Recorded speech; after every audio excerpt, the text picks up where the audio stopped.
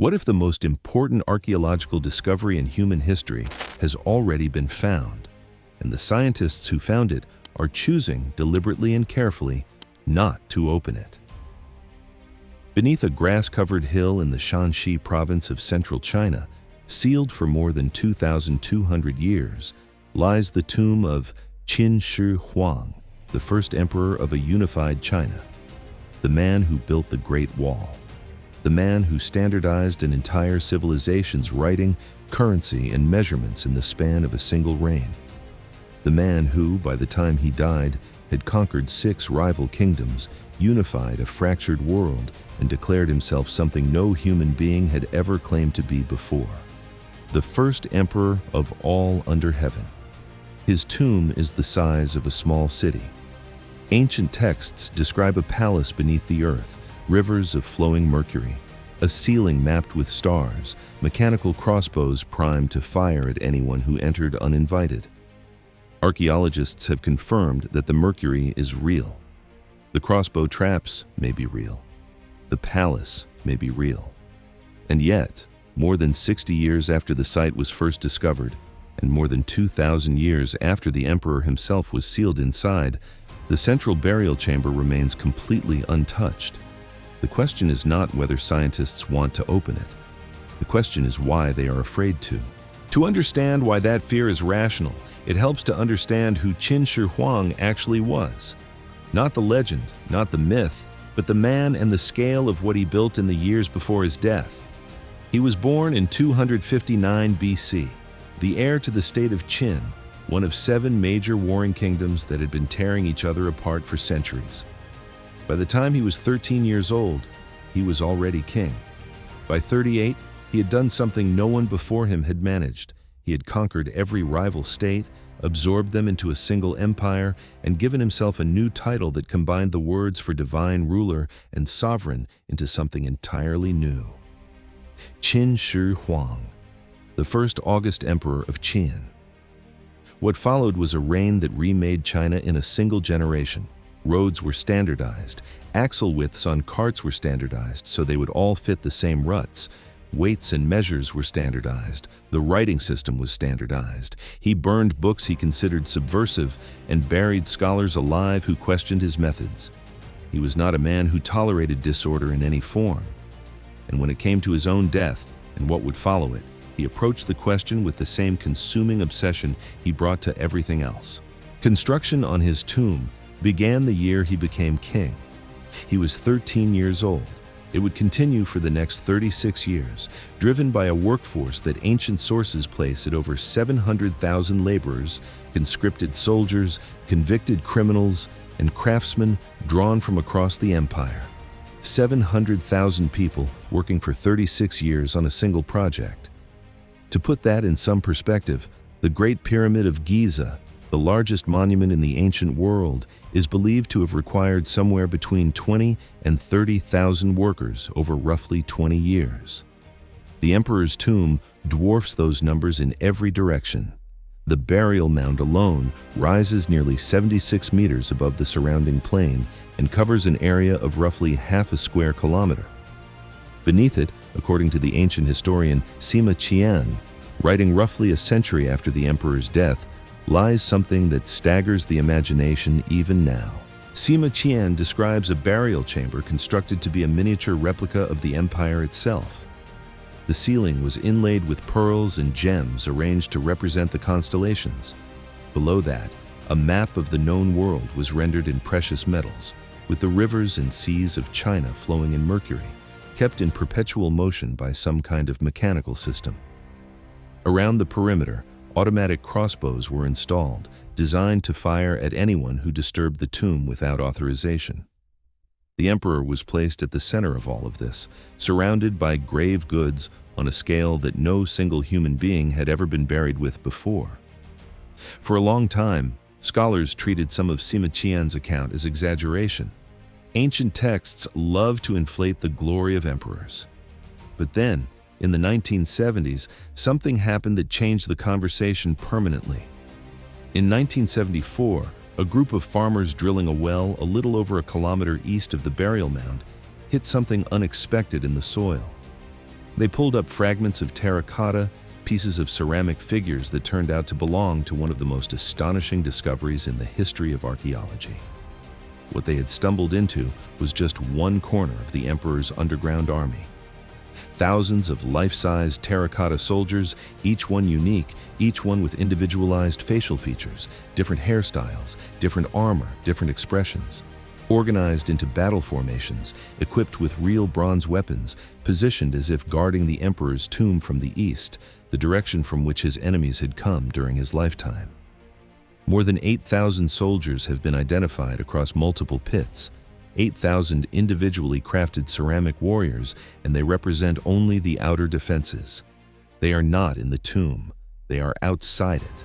What that discovery did, beyond changing the world's understanding of ancient Chinese civilization, was confirm something that most people had been willing to dismiss as poetic license. Sima Qian was not exaggerating, he was reporting. The scale of what surrounded the tomb was exactly as extraordinary as he had described. And if the outer defenses were real, the inner chamber might be exactly what he said it was. So why has no one gone in to check? The answer is more complicated and more genuinely troubling than most people realize. The first and most immediate problem is the mercury. Soil samples taken from the burial mound in recent decades have confirmed extraordinarily high concentrations of mercury in the earth above the tomb, far beyond anything that would occur naturally. Researchers from China's Institute of Geophysics detected mercury anomalies that correspond almost precisely to what Sima Qian described, rivers of the liquid metal flowing through a mechanical landscape. The mercury is not a metaphor. It is there. And mercury, even in small quantities, is extraordinarily toxic. In a sealed underground chamber that has been accumulating vapor for over 2,000 years, the concentration could be lethal almost instantly upon entry.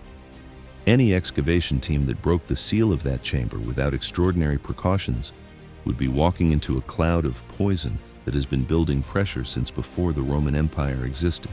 But the mercury is not the only problem. It may not even be the largest one.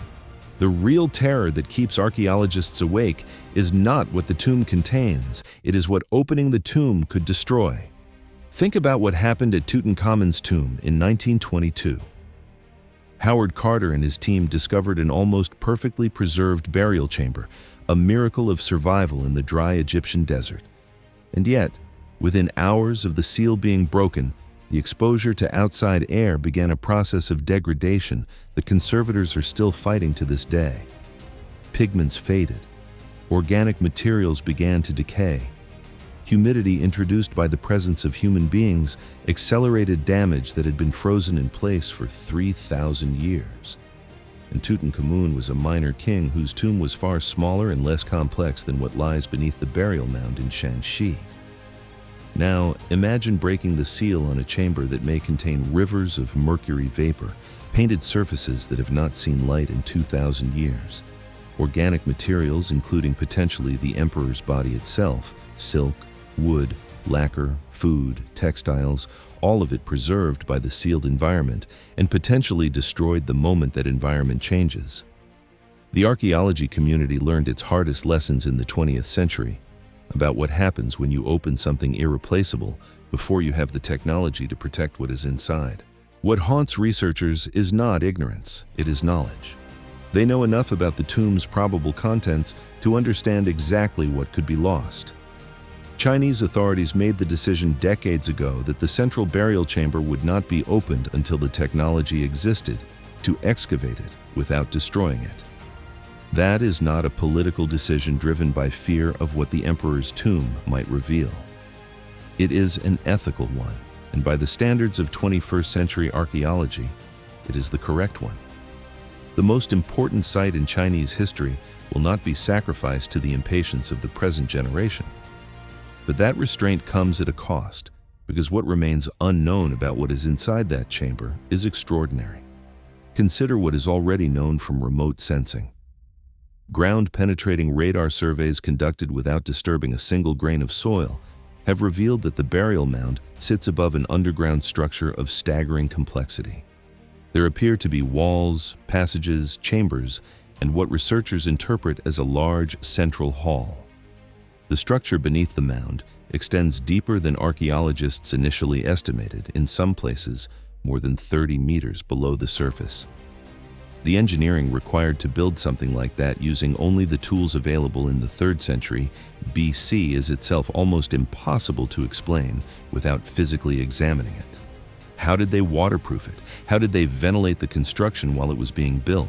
How did they seal it so effectively that 2,000 years of groundwater and geological pressure have not collapsed it? These are questions that can only be answered by going inside. And going inside remains, for now, off the table. There is also the question of the weapons. Sima Qian's account of automatic crossbow traps has been taken seriously enough that archaeologists working even in the outer pits approach the soil with extraordinary caution. Bronze crossbow triggers recovered from near the terracotta army are mechanically sophisticated enough that experts believe they could still function under the right conditions. Bronze does not rust the way iron does. A mechanism sealed in an oxygen-limited environment for 2,000 years might, in theory, still be capable of deploying. No serious researcher believes that a single misplaced step would send a bolt flying across a dark underground chamber. But the principle of caution that the traps represent, the idea that the emperor designed this space to be hostile to uninvited entry, informs the psychology of the entire excavation project in ways that are hard to overstate. He did not want to be disturbed. He spent 36 years making sure of it. And then there is the emperor himself. If the chamber has survived intact, and the evidence strongly suggests it has, then somewhere inside it lies the body of the man who unified China, or what remains of it. Ancient sources describe the body being preserved in some fashion, though the details are vague and contested. Whether biological remains survive after 2,200 years in that environment depends on factors that can only be assessed by entering the space. The possibility, however remote, that the first emperor of China is still in there, preserved by mercury, by sealed atmosphere, by 2 millennia of cold and dark, is one that sits quietly at the back of every researcher's mind. What would it mean for the understanding of Chinese history to actually look upon that face? What makes this tomb different from every other archaeological mystery in the world is the combination of factors pressing against each other simultaneously. There is the scale. Nothing like it exists anywhere else on Earth. There is the toxicity. The mercury that protects the contents also threatens anyone who approaches them. There is the fragility. The very preservation that has kept everything intact for 2,000 years will reverse the moment outside air enters. There is the mechanical danger, theoretical but not dismissible. And above all, there is the weight of what is at stake. This is not a minor site. This is the burial place of the man who created the idea of China as a unified civilization. Whatever is inside that chamber does not belong to any one generation of scientists. It belongs to the entire span of human history. So the decision to wait, to develop better technology, better conservation methods, better remote sensing tools before ever breaking the seal, is not timidity. It is the opposite. It is the recognition that some discoveries are too important to rush. That the cost of getting it wrong, of opening a chamber and watching 2,000 years of history crumble into dust in the space of an afternoon, would be a catastrophe that no future generation could ever undo. The terracotta army took decades to excavate properly, and the work is still ongoing. The central tomb, by any reasonable estimate, would be an order of magnitude more complex, more dangerous, more fragile, and more extraordinary. Every year, scanning technology improves, conservation science advances, the understanding of what lies beneath that grass-covered hill in Shanxi grows a little sharper without a single shovel being pushed into the earth. And somewhere down in the dark, in a chamber that has been sealed since before Julius Caesar was born, the rivers of mercury keep flowing. The crossbows stay cocked. And the first emperor of China waits, as he has always waited, on his own terms, in a world built entirely to his specifications, for a visitor who is not yet ready to arrive. The real question is not when scientists will finally open the tomb, The real question is whether, when the moment finally comes, humanity will prove itself worthy of what is waiting inside.